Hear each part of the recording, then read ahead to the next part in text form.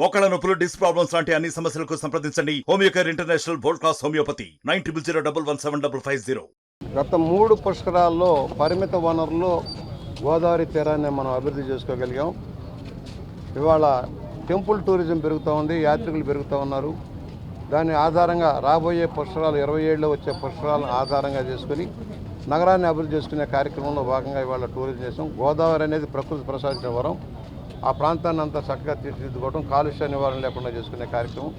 ఇవాళ 2 ప్రాజెక్టులు, ఒకటి గోదావరి కాలుష్య నివారణ పథకం కింద డ్రైనేజ్ వ్యవస్థను మెరుగుపరచడం, అలాగే టెంపుల్ టూరిజం గోదావరి ప్రక్షాళన పేరుతోటి ఈ గోదావరి తీరం అంతా కూడా కొత్త కొత్త ఘాట్స్ అన్ని నిర్మాణం చేసుకుంటూ అభివృద్ధి చేసుకునే కార్యక్రమం.